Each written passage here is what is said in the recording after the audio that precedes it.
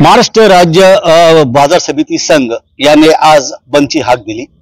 त्याला नाशिक जिल्ह्यात उत्स्फूर्त प्रतिसाद मिळालेला आहे. नांदगाव वगळता जवळपास सर्वच बाजार समित्यांमध्ये कडकडीत बंद आहे. हा बंद का पुकारण्यात आला याचा फटका शेतकऱ्यांना बसतोय का? शेतकऱ्यांना काय काय अडचणीला सामोरं जावं लागतंय हे जाणून घेऊया. माझ्यासोबत बोलण्यासाठी संचालक मंडळाचे प्रतिनिधी आहे आणि शेतकरी पण आहे. हा बंद तुम्ही का पुकारला आणि कशासाठी? महाराष्ट्र राज्य कृषी पणन मंडळ पुणे तसेच महाराष्ट्र राज्य बाजार समिती संघ पुणे यांच्या संयुक्त विद्यमाने या राज्यातील जवळजवळ 305 बाजार समित्यांचे संचालक मंडळ आणि सभापती यांनी पुणे येथे एक राज्यस्तरीय बैठक आयोजित केली होती. या बैठकीचा उद्देश असा होता की शेतकऱ्यांना जे काही विविध समस्या आहेत, प्रश्न आहेत ते तिथे मांडायचे होते. हे अनेक वेळेस आम्ही सरकारकडे मागणी केली की याची तुम्ही एक मिटिंग लावा, परिषद घ्या, परंतु त्यांनी 2 ते 3 वेळेस टाळलं. असं करीत असताना 3 ऑक्टोबरला काल ती मिटिंग परिषद आयोजित केली. परंतु या परिषदेला मुख्यमंत्री यांना अपेक्षित होतं. शेतकऱ्यांचा प्रश्न आहे हा, त्यामुळे मुख्यमंत्री यांना आवश्यक होतं. परंतु काही कारणास्तव त्यांची कॅबिनेट बैठक लागली आणि ते उपस्थित राहू शकले नाही.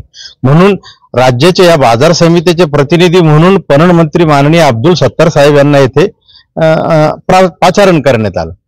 ऍक्च्युली ती मिटिंग ज्यावेळेस चालू झाली, साहेब हे 2 घंटे लेट आले.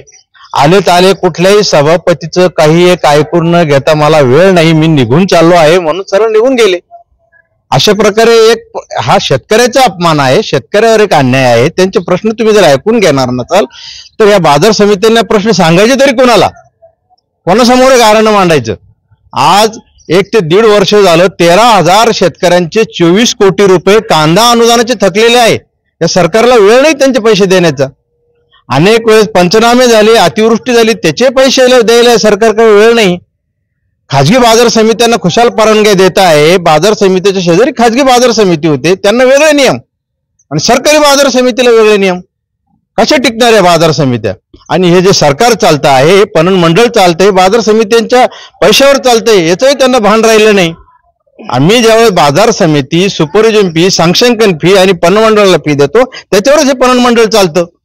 असं असताना आमच्या समस्या सोडवायच्या, आमचे प्रश्न ऐकून घ्यायचे. एवढे 300 किलोमीटरवरून सर्व सभापती आले, संचालक मंडळ आलं, त्यांनी विनंती केली तरी महाशय थांबले नाही आणि तात्काळ निघून गेले.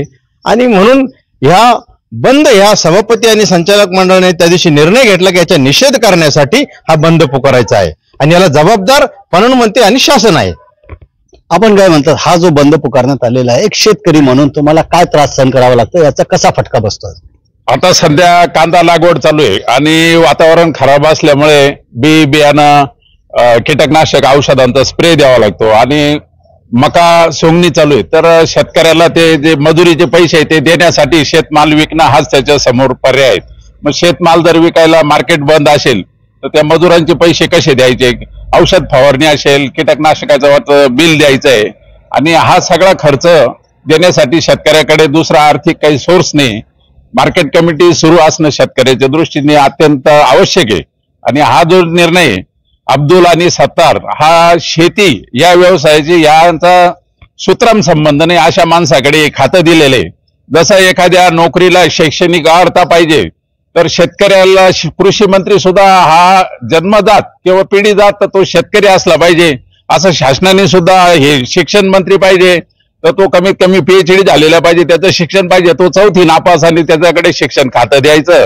याच्या पुढे असा निर्णय सुद्धा शासनाने सुद्धा याच्यामध्ये सुधारणा केली पाहिजे. तुम्हाला काय वाटतं, आता हा जो उठतो तो बंद पुकारतो, कधी व्यापारी बंद पुकारतात, कधी संघटना बंद पुकारतात आणि कधी आज तर पहिल्यांदा संचालक मंडळाने बंद पुकारलेला आहे. एक शेतकरी म्हणून तुम्हाला या वारंवार होत असलेल्या बंदचा कसा त्रास सहन करावा लागतो?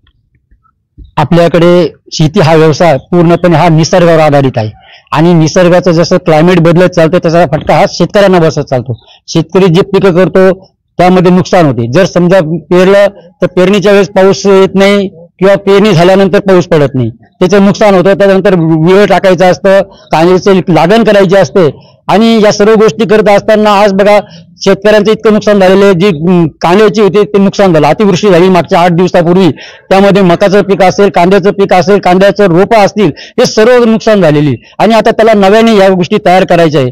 आज जो फटका बसलेला आहे तर जी मका लोकांना, आम्ही जो शेतकरी सर्व त्याचा जो पुढचा जो खर्च असतो कांद्याचा, म्हणजे उन्हाळा कांदा असेल, रांगडा कांदा असेल, याचं सर्व भांडवल त्याला त्या मका पिकापासून उपलब्ध करायचं असतं. आणि आज ते पोटच धोक्यात आलेलं आहे. आणि एकीकडे बाजार समिती आणि कोणी उठतो बंद करतो, कोणी उठतो बंद करतो, पण याचा हा विचारच करत नाही लोक की याचा फटका कुणाला बसतो, तर तो सर्वसाधारण शेतकऱ्याला बसतो. कारण माल त्याला विकायचा असतो, पैशाची गरज त्याला असते, बाकीच्या घटकांना त्याची गरज नसते, त्याचा इफेक्टही कोणावर सहसा होत नाही. म्हणून आमचं म्हणणं असं आहे की जर समजा तुम्ही हा बंद करून काय करणार आहे, शेवटी नुकसान कोणाचं येते, शेतकऱ्याचं आहे ना. त्यांनी एवढ्या कष्टाने पिकवलेला माल आहे आणि त्याला जेव्हा शेतकऱ्याला 2 रुपये भेटण्याची जेव्हा वेळ येते तेव्हा नेमके बाजार समित्या बंद केल्या जातात. काही ना काही कोणी ना कोणी काहीतरी मुद्दे काढतो आणि त्या बाजार समित्या बंद पाडतो. मग ह्या बंद पाडून कोणाला फरक पडला? ह्या बंद पाडून ना शासनाला फरक पडला, ना बाजार समित्यांना फरक पडला, ना कोणाला सरांच्या लगला, ना कोणाला फरक पडला. याचा सर्वस्वी फटका बसलेला आहे हा फक्त शेतकऱ्याला पडला. कारण जो भोगतो तो शेवटचा घटक आहे तो शेतकरी असतो. कारण त्यांनी कष्टाने पिकवलेला माल असतो, त्याला असं वाटतं की मला 2 पैसे भेटण्याची आता ही वेळ आहे, आणि नेमकं त्यावेळेस त्याला ते भेटण्याची वेळ येते आणि त्यावेळेस मार्केट कमिट्या बंद पडतात. जेव्हा मार्केट कमिटी बंद पडते ना, त्याचा इफेक्ट लगेच भावावर होतो. जर समजा तुम्ही एक दिवस बंद पाडलं तर दुसऱ्या दिवशी मार्केट लगेच डाऊन होतं आणि त्याचा सर्वस्वी फटका शेतकऱ्यांना बसतो. काय म्हणत, हा जो कांद्याचा एक केंद्राचा सोड धोरण आहे किंवा अचानक निर्यात बंद होणं किंवा अचानक बाजार समित्या बंद होणं, याच्यामुळे शेतकरी कसा भरडला जातोय? शेतकरी हा पहिल्यापासूनच भरड्यात घालून आणि भरडण्याचं काम हे केंद्र सरकार, राज्य सरकार आणि स्थानिक प्रशासन हे करत आहे.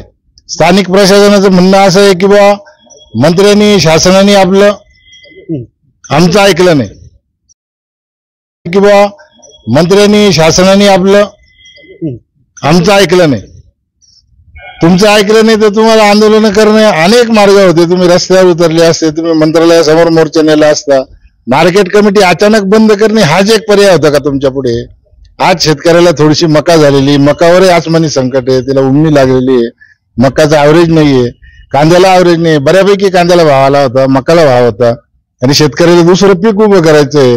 शेतकऱ्या पुढे सण आहे, त्याला मुलाबाळांना कपडे लत्ते घ्यायचे. अशा प्रकारे तुम्ही दुपारी मिटिंग करता आणि संध्याकाळी बंदचा निर्णय घेतला. शेतकऱ्यांना कळवले तरी आहे का मार्केट उद्या बंद आहे? आज किती शेतकरी येऊन परत जात आहे, त्याचं डिझेलचं काय? दुसरीकडे पेट्रोल डिझेल भरमसाठ वाढलेले, कीटकनाशक, बियाणं, औषधं यांचे भाव वाढलेले, शेतकऱ्याचा उत्पन्न आणि खर्च याच्यामध्ये ताळमेळ बसत नाही. आणि कोणत्याही घटकाचं कुठेही पोट दुखलं की तो अचानक मार्केट बंद करतो. अशा वेळेस फक्त भरायला जातो तो शेतकरी. थोडेसे कांद्याला भाव वाढले, निर्यात बंद करता. थोडीशी कांद्याची टंचाई आली, लगेच अफगाणिस्तान मधून बोलवता. थोडीशी मक्का वाढली, लगेच आयात करता. अरे ते शेतकऱ्याला जगू द्यायचं आहे का नाही? केंद्र सरकारही तेच, राज्य सरकारही तेच, आणि स्थानिक प्रशासनही तेच.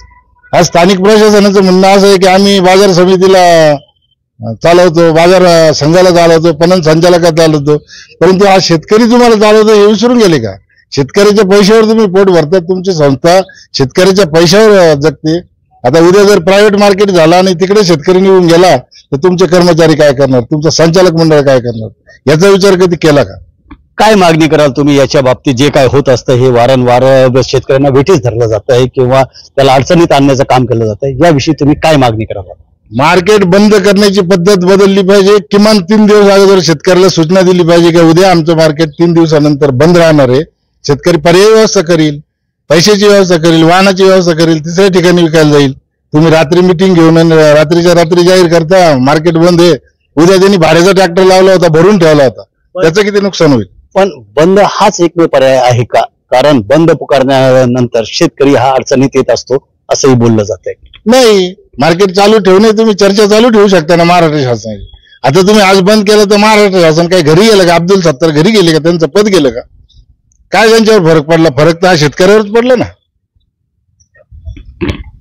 एक शेतकरी संघटनेचे नेते म्हणून तुम्हाला या बंद विषयी जे वारंवार बंद पुकारला जातोय किंवा यांना त्या कारणाने शेतकरी संघटना म्हणून तुम्ही कोणती भूमिका तुमची राहते? सर्वात महत्वाचं, ज्यावेळेस कांद्याला भाव होतो त्यावेळेस विनाकारण, कुठल्याही कारण नसताना विनाकारण मार्केट बंद केलं जातं, काहीतरी कारण काढलं जातं, व्यापाऱ्यांचा बंद होतो, संचालकांचा बंद होतो. हे फक्त भाव वाढल्यावरच का होतं? जेव्हा भाव पडतात त्यावेळेस कुठे जाता येईल? यांचे प्रश्न आहे ना मग यांनी अगोदर सोडवायचे. आता ज्या वेळेस भाव वाढले तेव्हा या विनाकारण शेतकऱ्यांना वेठीस धरू नये अशी आमची भूमिका आहे. आणि हे वेळोवेळी होत असेल तर याच्याविषयी आम्हाला काहीतरी वेगळी दखल घ्यावी लागेल असं आम्ही या माध्यमातून आपल्याला आव्हान करतोय. एकूणच बंद का पुकारलाय ही भूमिका बाजार समिती संचालक मंडळाने मांडलेली आहे.